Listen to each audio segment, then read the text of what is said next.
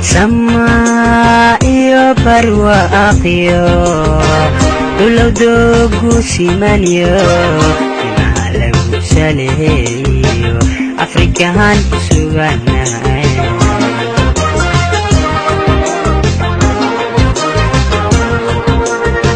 سلسلة الدنيا دو دبيسها الشنيسو سمر لغو منيستو ربي ساعدانا سجرين كدا قنكيو سوماليني مدان دتك كيغا سرينا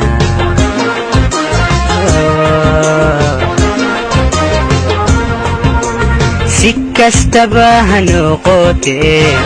سجرين كدا قنكيو سوماليني مدان دتك كيغا سرينا أرنا سهي وحي وهيستا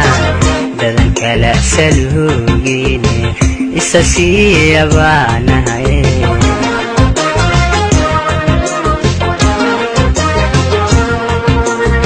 سبول إيو تيجارنا سهي وحي وهيستا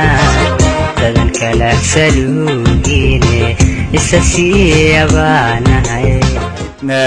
نادية جامع محمد oo runtii gabadh runtii iyadu kasoo jeeda dalka Soomaaliland gaar ahaan xarunta gobolka Togdheer ee magaalada Burco oo iyadu runtii ku dhalatay wadamada Carabta ku toosa ayaa khadka telefoonka ugu jirta marka hore waan kugu soo dhaweynayaa idaacadda afka Soomaaliga ee CKC ee guud ahaan dalka Canada si toos ah lagu dhageysto aad baan kugu soo dhaweynayaa waad mahadsantahay walaalkay Maxamed waan dhoohay وهاك نادية وها أد يكلش أبغى أد رنتي لدبدا أفرتي جوري الليلة هذا جوري حنانة دا ويلك وأد كي يكلش عاصمة الصوماليين هرجيستا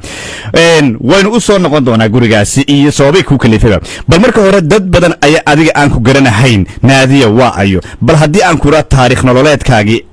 قدر نغير تابو نادية walaalow magacayga waa Naadiya Jaamac Maxamed original waxaan ka soo jeedaa gobolka Togdheer magaalada Burco waalidkayga oo aabahay ka soo jeedo hooyana waxay ka soo jeedaa magaalada Hargeysa waxaan ku dhashay Carabta waan ku koray noloshayda oo dhan Carabtan ku soo qaatay inta ugu badan waxbarashadeedii ilaahay iskuulka Carabtan ka soo qaatay waan ku soo guursaday caruurtayda afar halkaasan ku soo dhalay marka imka muddo 12 sanadood waxaan joogaa ku suganahay magaalada Toronto ee Canada وهاك وسونكسن ما شاء الله قلت وأدكت هاي قف قربها كل شيء برامجك أنت سلك إنه سمايو كوي كيمد أي أبرنتي تا أنجرنا هين هسه توامد الله لو حمديو بل وين كسول عبندونا نادي واحد يجور هنتا هنتي جوريجن عادي لا شيء هل كل جا مجا وجود مجا درتي جوريجا حنانا دا ويلك أما بودتك توالي سن أو بهن العاويو فكر كاسي قرم كل شيء أما صوابها أبو يجلا شيء جوريجا بالنشك walaal wuxuu igu dhashay sanadkii tagay bilowgiisii ayaan abaabulay fikradda anaan naadi ahaanna baa iska leh dad kale way igu caawiyeen iyagoo mahadsan fikirka waxa igu dhaliyay waxa weeyaan walaalo dad badan baa jira oo nagu dhex nool oo waayeela oo ilaahay qadaray inay awlaadna lahayn xoolana amba lacagna haysan oo dad aad iyo aad u sabool ah maxaa la yiraahdaa marka kuwaasa ayaa u baahan in la caawiyo kuwaasa marka jeclaysteen in caawiyo waayo dadkan kale way haystaan mucaawanado hadii caruurta darbijiifka yihiin iyo hadii yihiin caruurta agoomahaba way haystaan wax caawiyo oo hal jeer waa laga hadlaa arimahooda laakiin dadka waayeelka waxaan arkay inaanan cidba daryeelin oon siin ma garanaysa ihtimaamka amba waxay nooga baahnaayeen واسبركستن marka fikirkan waxa kugu dhashay naadiye marka wadankii tagtay dhulkii ee aad soo aragtay indhaysay mise wax kugu jiray maskaxda mar hore ka dhax guuxayo islahayd bal mar uun arinta ka biyadhali may wallahi horta waxa dhacday hooyan hayay qof jilicsan muddo 6 sanadood baa jilicsaneed anaga haynay marka mar walba waan fikiri jiray waxaan jiray bal nasiibka qofka le ubad kuwa aan lahaynaba sidee ku nool yihiin baan is odhan jiray mar walba. marka taasa igu dhalisay inaan ku fakiro dadka waayeelkan ubadkana lahayn dhaqaalana aan lahayn igu dhalisay inaan caawinaad u sameeyo. si wanaagsan. mar kale sanadkii aad furteen goormu ahaa?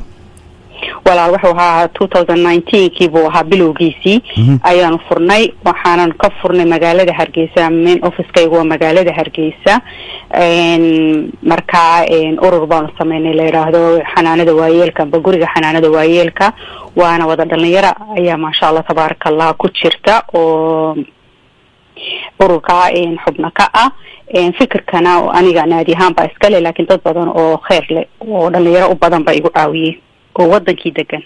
waa si wanaagsan. in badan ayaan social media kala socday runtii aanan daawanayay waana tay u kalaftay inaan kula soo xiriiro oo runtii ummadda aan ku garanahayn iyo barnaamijkan wado runtii aan iskiin baro.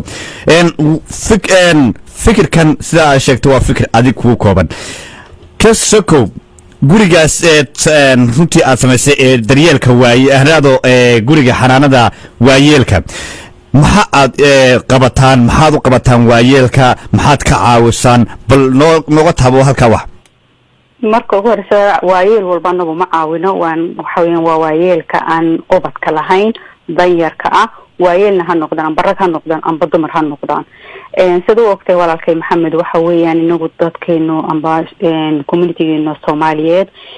waa la wada caawinaa oo qofka xataa haduunu haysan isagoo ubad waxa caawiya dadkiisa amba habaryar hadii ugu toosantay qofku amba eedo. laakiin iyadoo aankaas haddana waxay nagu dhexnool oo anagu imka soo arkay oo markii aan baaris u galay inay dad baa jira aan dadkaasna haysan oo iska dayacan. marka anigu waa kuwaas weeyaan ku aan xooga saaro inaan caawinaad u bixiyo. caawinaadaan u bixiyo walaalo waxa weeyaan hadday dhakhtar u baahdaan waanu geynaa dhakhtar ahaan baanu ku caawinaa.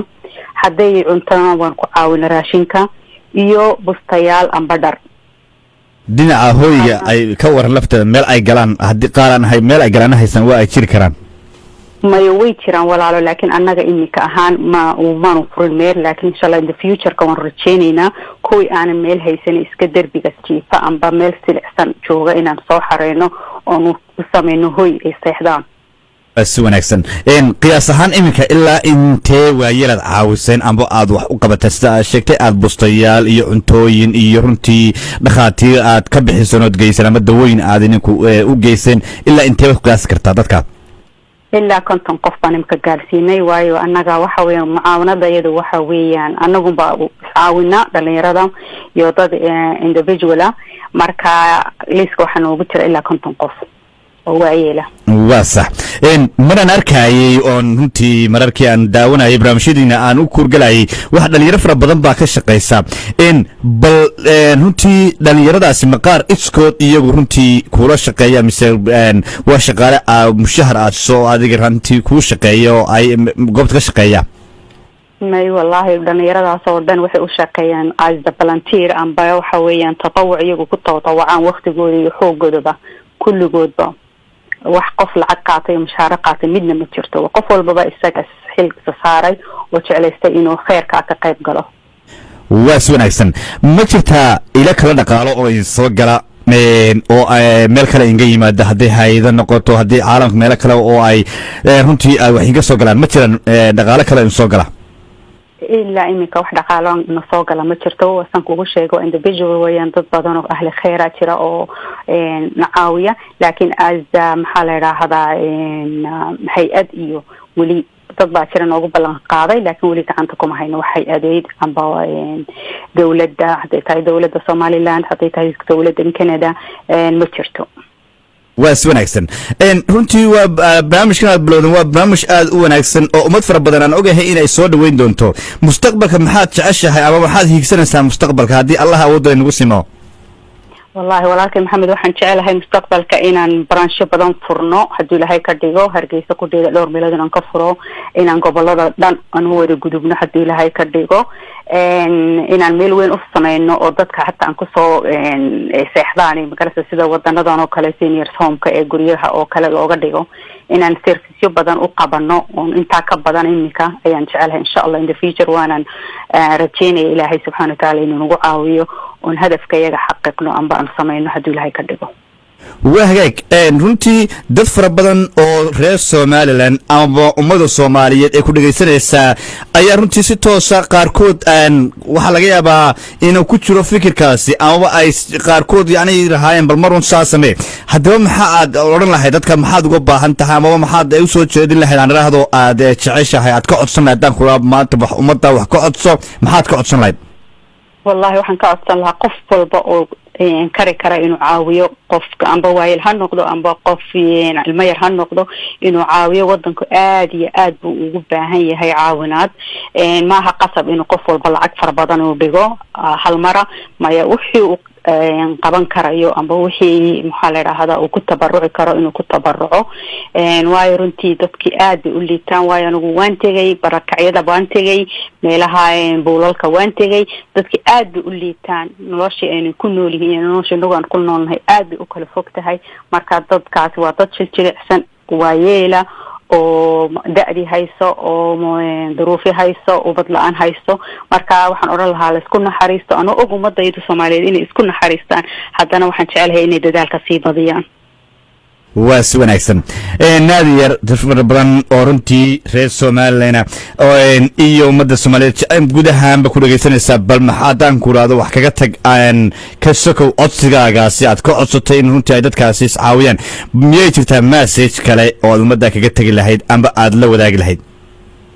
ها walaalo waxaan jeclaan lahaa wallahi in mar walba khayrka isku ogaado waayo inagu xagga qabyaalada iyo xagga ma garanaysa siyaasadda waxaas way ku tartamaan xagga khayrka waxaan jeclaan lahaa in lagu tartamo qudeeda waayo waxa weeyaan taas ayna anfacaysa insha Allah taala